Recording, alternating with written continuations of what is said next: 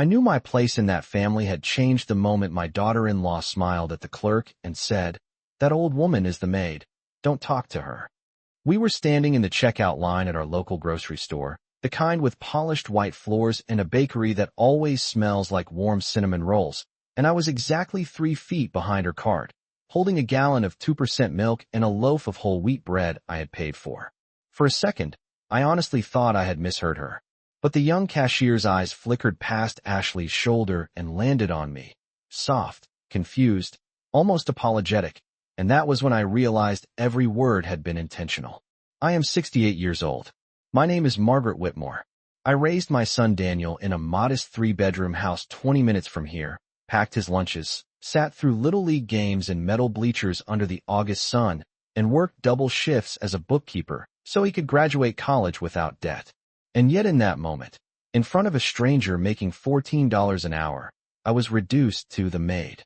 I did not correct her. I did not clear my throat or step forward.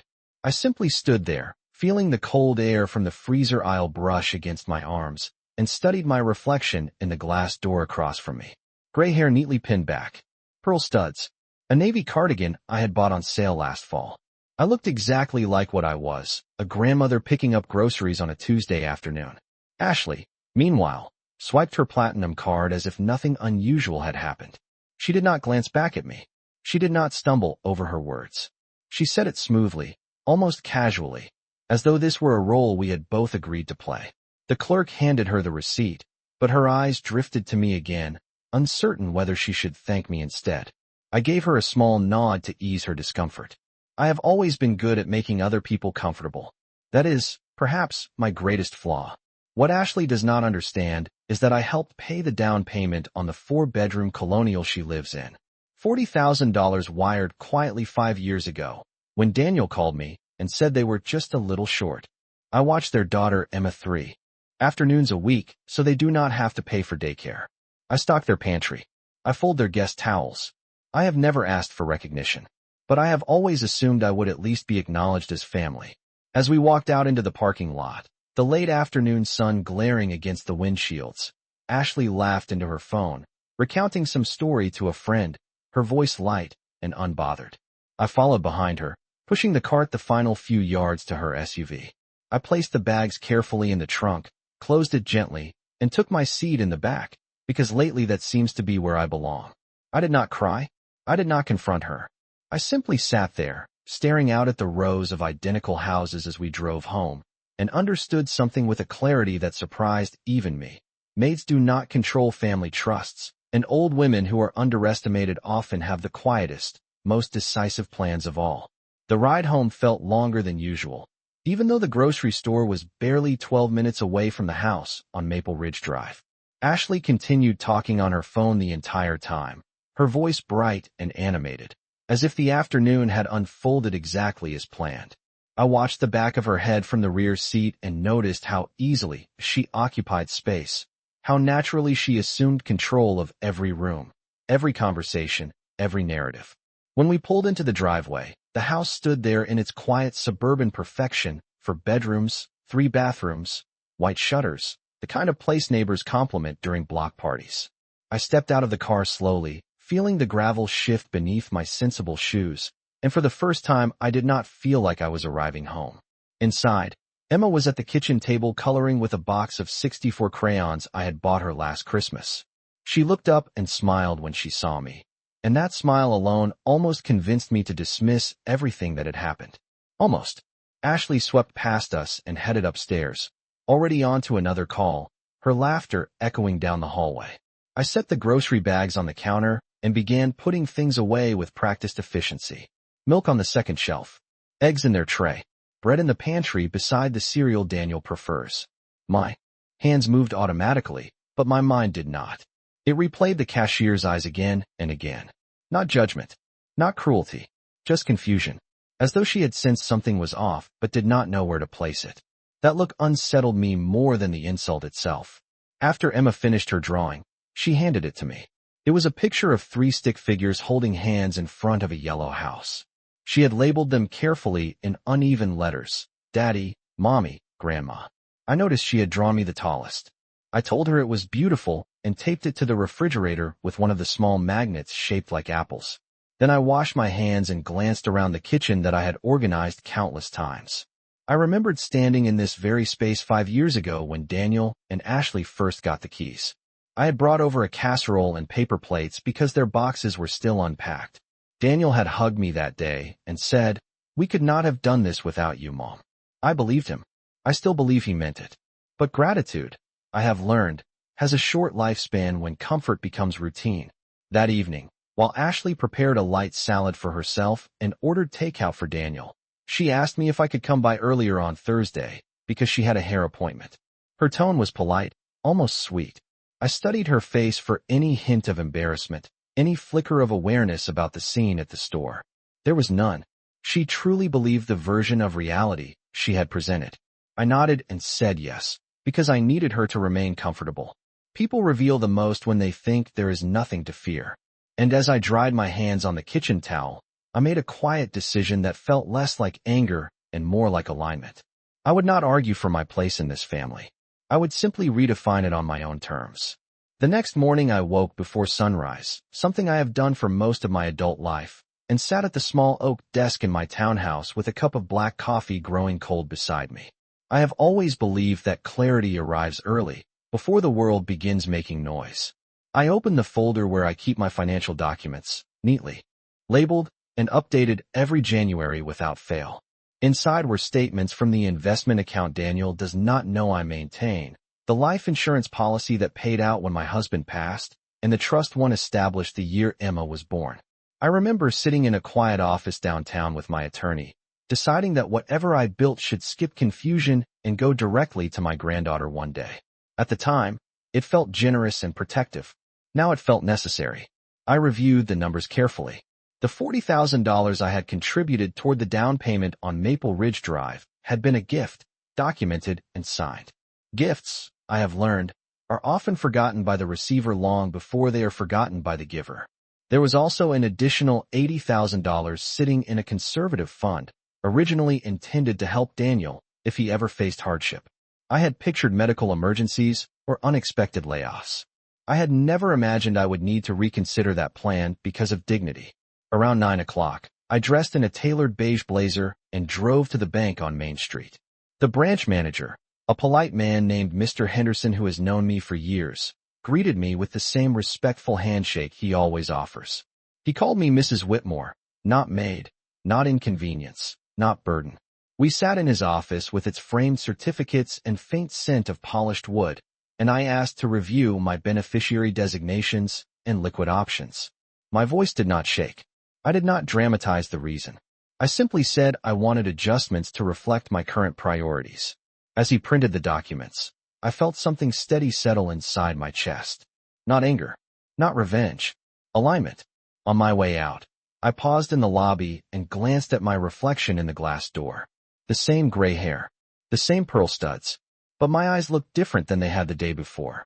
That afternoon, Ashley sent me a text asking if I could pick up Emma on Thursday and stay until 8 because she and Daniel had dinner plans. I responded with a calm yes. I will always show up for my granddaughter. But as I placed my phone down on the kitchen counter, I understood that showing up does not require surrendering self-respect. There is a difference between helping and erasing oneself. And for the first time in years, I was no longer confused about where that line should be drawn. By Thursday afternoon, I was back on Maple Ridge Drive, pulling into the familiar driveway at exactly 3:45, 10 minutes earlier than Ashley had requested. I have always believed that punctuality is a quiet form of self-respect. Emma ran to the door when she saw my car, her backpack bouncing against her shoulders, and I knelt down to hug her, breathing in the faint scent of crayons and apple juice that seems to follow children everywhere. Inside, the house looked immaculate, staged almost, as if ready for photographs. Ashley descended the stairs in a fitted navy dress and nude heels, checking her reflection in the hallway mirror. She thanked me for coming, her tone smooth and efficient, then reminded me that dinner reservations were at 6:30 and they might be home closer to 8:30. I nodded and told her to enjoy her evening. She paused for a moment, studying me with a curious expression. Perhaps she sensed something had shifted. Confidence unsettles people who are accustomed to compliance. After they left, Emma and I baked chocolate chip cookies from scratch, measuring flour carefully and leveling each cup with the back of a butter knife the way I taught Daniel years ago. The kitchen filled with warmth and the steady hum of the oven, and for a while I allowed myself to exist only in that simple joy. Later, while Emma colored at the table, I walked through the house slowly, observing details I had once admired without question. The framed family photos in the hallway showed vacations to Florida beaches and ski trips in Colorado. I noticed how often I appeared at the edge of the frame, slightly behind Daniel and Ashley, smiling but peripheral. In the living room, the mortgage statement lay unopened on the console table, and I recognized the bank logo immediately. It was the same institution where I had transferred the down payment 5 years earlier. I did not feel resentment. I felt clarity. When Daniel and Ashley returned that evening, their voices carried from the garage before the door even opened. They were laughing about the restaurant, about the wine, about a couple they had met. Daniel greeted Emma first, then me, kissing my cheek absent-mindedly. He asked if everything had gone smoothly. I told him it had. Ashley set her purse down and mentioned casually that they were thinking about remodeling the kitchen next spring, maybe expanding the island and upgrading the countertops to quartz. She spoke as if discussing the weather, unaware that I was mentally recalculating priorities. Remodeling requires liquidity. Liquidity requires resources. And resources require intention. I gathered my purse and told them I would see them Sunday for dinner. Ashley thanked me again, already scrolling through her phone. As I stepped outside into the cool evening air, I felt the weight of the day settle around me. Not heavy, but grounding. The porch light illuminated the front yard in a soft yellow glow, and I realized that for years I had mistaken proximity for belonging. Now I understood that belonging is not granted by standing in someone's kitchen. It is defined by how you are spoken about when you are standing 3 feet away.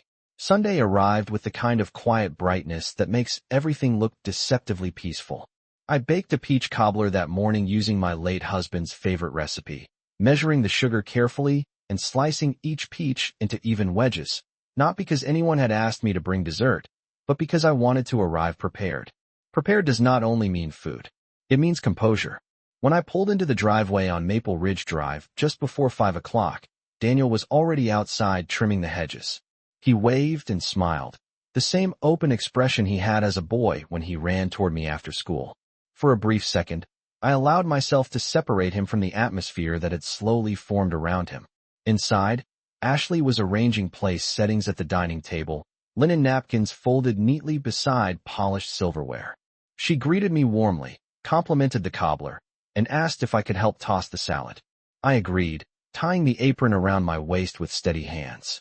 The kitchen smelled of rosemary chicken and lemon. It looked like any ordinary family dinner, and that was precisely what made it powerful. We sat down together at 6:15. Emma chattered about a spelling test. Daniel discussed a new project at work. Ashley mentioned again the idea of remodeling the kitchen, this time elaborating on cabinet finishes and custom lighting. I listened carefully, noting the confidence in her tone when she spoke about long-term plans. At one point she laughed lightly and said, "It is time this house finally reflects us." I wondered quietly who she believed had reflected it before. Halfway through the meal, Daniel reached for the iced tea and asked if I had spoken to the bank about renewing a certificate of deposit we once discussed. The question hung in the air longer than he realized. Ashley's eyes flickered toward me, subtle but alert. I set my fork down gently and folded my hands in my lap. I told him I had indeed visited the bank.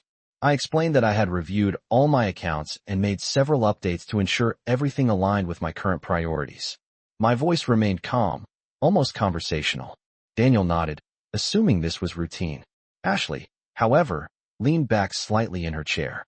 She asked what kind of updates. I met her gaze directly, not with hostility, but with clarity. I said that I had restructured my estate so that my granddaughter would be the direct beneficiary of my primary trust upon my passing, and that any discretionary funds previously set aside for general family assistance had been reassigned to a long-term educational account solely in Emma's name. The room grew noticeably quieter. I continued, explaining that I had realized how important it is for every adult to stand independently, without expectation of support that was never promised. Daniel looked confused but not offended. Ashley's expression shifted almost imperceptibly, like someone recalculating numbers in her head.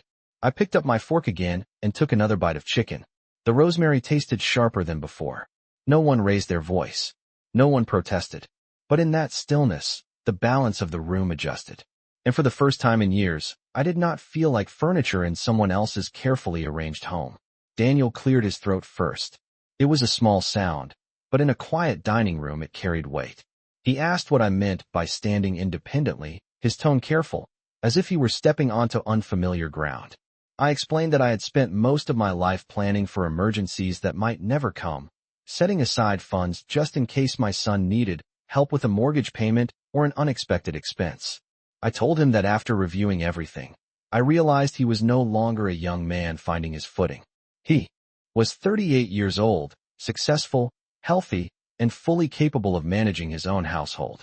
My decision was not a punishment. It was an acknowledgement of reality. Ashley placed her napkin neatly beside her plate and asked, very evenly, whether this change was recent. I met her gaze and said yes, it was finalized this week. I did not reference the grocery store. I did not repeat her words. I did not need to. The shift in her posture told me she understood there was a connection. Daniel leaned back in his chair and rubbed his hands together, a habit he has when processing new information. He said he had never expected anything from me. I believed him. My son has always been more passive than demanding. It is not expectation that reshapes dynamics. It is assumption, and assumptions had been quietly building in that house for years. I reached for my water glass and took a measured sip before continuing. I told them that I would always help in ways that felt mutual and respectful. I would always be present for Emma. I would always show up for birthdays and school plays and Sunday dinners. But financial safety nets created dependency, even when unspoken. I wanted my granddaughter to see adults who stand on their own feet, not adults who quietly rely on someone they diminish. The word diminish hung in the air for a brief second. Ashley's expression tightened almost imperceptibly. She asked if something had happened. The question was calm, but beneath it I sensed calculation. I allowed a small pause before answering. I said that sometimes clarity arrives in ordinary places, and when it does, it is wise to listen. Daniel looked between us, confusion softening into concern. He asked if I felt unappreciated. I told him appreciation is not something one demands. It is something one notices when it is absent. The clock on the wall ticked steadily, marking each second of the silence that followed. Finally, Ashley nodded slowly and said she respected my decision. Her voice was controlled, polished. But respect that appears only after resources shift is not the same as respect freely given. I stood and began clearing plates, not because it was my responsibility, but because I chose to move. Movement signals conclusion. As I carried the dishes to the sink, I felt no anger, no trembling, no regret. Only a steady awareness that the foundation beneath that household had subtly changed. And foundations, once adjusted, alter the structure above them whether anyone admits it or not. After the dishes were rinsed and stacked neatly in the dishwasher, I dried my hands on a clean white towel and returned to the dining room, where Daniel stood near the window, staring out at the darkened backyard. The porch light cast a soft glow across the lawn, illuminating the swing set he had assembled himself 2 summers ago. He looked thoughtful, not angry, just unsettled. He asked quietly whether I felt pushed away. I told him that sometimes people are not pushed. They simply notice where they are standing. He frowned slightly, trying to understand, and said he never wanted me to feel like anything less than family. I believe that, too. My son has always loved me in the way a busy man loves his mother, assuming she will remain constant no matter the weather. Ashley joined us a moment later, her expression composed, her voice smooth. She suggested we all communicate more openly moving forward, that misunderstandings can grow when left unspoken. I agreed that communication matters. Then I looked at her steadily and said that clarity also matters. There are moments in life when words reveal more than intentions ever could. Her eyes held mine for a second longer than comfort required. She did not ask what I meant this time. Emma padded into the room in her pajamas, holding her stuffed rabbit, and asked if I would still come to her school recital next month. I bent down and assured her I would be in the front row. That part of my role has never been in question. As the evening wound down, Daniel walked me to the door, something he has not done in years. The night air was crisp, around 58 degrees, and the sky above Maple Ridge Drive was clear. He hugged me longer than usual and said he hoped nothing between us would change. I placed my hand on his shoulder and told him that growth is not the same as distance. Sometimes it is simply balance correcting itself. When I reached my car, I noticed Ashley watching from the front window. Not smiling, not frowning, observing. That is when I understood that the true shift had already occurred. The power in a family does not always belong to the loudest voice. It belongs to the person who no longer fears losing their place. As I drove home, the houses along the road blurred gently under the streetlights, and I felt an unfamiliar calm settle into my chest. I was not excluded. I was not dismissed. I had chosen alignment over approval. And in doing so, I had altered the unspoken contract that had quietly governed that house for years. Whatever conversations awaited behind closed doors that night were no longer mine to manage. I had said what needed to be said without accusation, without spectacle. The rest would reveal itself in time, as truth often does, not through confrontation, but through behavior. 2 weeks passed since the dinner, and I had noticed a subtle change in the atmosphere of the house on Maple Ridge Drive. It was not something anyone spoke about, but it lingered in the air between us, like the faint scent of rain before a storm. I still visited to see Emma, still helped with the little things, picking up groceries, making sure the pantry was stocked, but the dynamic had shifted. There were fewer casual conversations between me and Ashley, and when Daniel asked me about the trust one afternoon, his voice held the slightest edge of caution. It was as though the space between us had thickened, made heavy by things unspoken, feelings unexplored. I had expected this, of course. Change is rarely comfortable, especially when it forces others to reconsider their position. But it did not bother me. I had made my peace long ago with the idea that some relationships are not meant to remain static, no matter how much you want them to. On Thursday morning, I received an unexpected call from Daniel. His voice was tight, careful, as if he were choosing every word. He asked if I could meet him at the coffee shop on Main Street. I agreed without hesitation, the way one agrees to an appointment with a dentist or a doctor, knowing something is coming but unsure of what it will be. When I arrived, he was sitting by the window, looking out at the rain that had started falling. He looked different somehow, older, less certain. I sat across from him and waited for him to speak first. "Mom," he began, his hands twisting around the paper cup in front of him. "Ashley and I have been talking. About everything." I nodded, keeping my face neutral. "We've been thinking a lot about what you said. About being independent. About not relying on others for things we can handle ourselves." I could feel the weight of his words before he even finished them. It wasn't an apology, but it was close. I waited, giving him space to continue.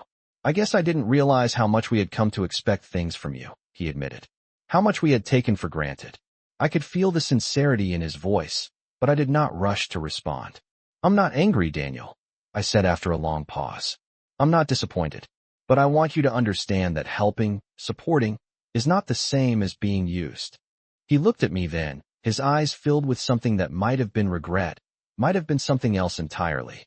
"We've been wrong," he said quietly, "and I'm sorry for that." The words hung in the air for a moment, and then, as though a door had opened, I felt something shift in me too. Not forgiveness, but understanding.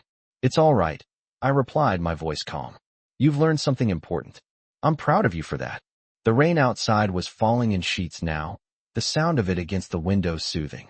We sat in silence for a moment, each of us absorbing the conversation in our own way. When I stood to leave, Daniel stood with me, and for the first time in years, he gave me a long hug, the kind that said more than words ever could. It wasn't perfect. Nothing in life ever is. But it was enough. I drove home feeling lighter than I had in weeks. The weight that had settled on my chest after that dinner was gone now, replaced by a quiet sense of peace. Not everything had been resolved, but some things, I realized, simply need time to fall into place. And sometimes, the people we love most learn their hardest lessons not from confrontation, but from the absence of it. It has been a month since that conversation with Daniel at the coffee shop, and things have settled into a quiet routine. There have been no dramatic moments, no confrontations, just small adjustments in how we relate to one another. Ashley and I still don't speak much, but there is a subtle shift in her demeanor, something more measured when we cross paths. It's as if we both know the unspoken truth now. and it hangs between us without need for words. Emma still runs into my arms every time I see her, still draws me pictures and insists on showing me every school project with the same enthusiasm. I make sure to be there, just as I promised. I have kept my distance in ways that feel right, yet I have also maintained a presence when it matters. I spend time with Emma. I take care of small errands. But I no longer make myself the center of their lives. I am part of the periphery now, and that suits me fine. This Sunday, I received a letter from the law office that manages my trust. The envelope was thick, marked with the official seal that always makes my heart skip a beat. Inside, there were updates to the documents I had asked about months ago. The letter was brief, confirming that everything was in order, with new beneficiaries listed as I had requested. There was also a note from the attorney, asking if I would consider reviewing the documents in person to ensure everything aligned with my wishes. I placed the letter down and let out a slow breath. There was no rush. The trust would be there when I needed it, and when the time came, the changes would speak for themselves. I wasn't afraid of what might come next. I wasn't waiting for apologies or recognition. I had let go of those expectations a long time ago. What mattered was how I felt now, how I had moved through this moment with calm. And that, I realized, was the most powerful thing of all. The following Saturday, Daniel invited me over for dinner. He and Ashley had been working on a garden project, something small but meaningful. Emma ran up to me, holding a newly potted sunflower, her eyes bright with pride. She handed it to me with the seriousness only a child can manage and said, "This is for you, Grandma. It's your plant." I smiled and accepted the small pot, knowing this was not about the flower. It was about the intention behind it. Daniel and Ashley sat across from me at the table, both quiet for a moment before Daniel spoke.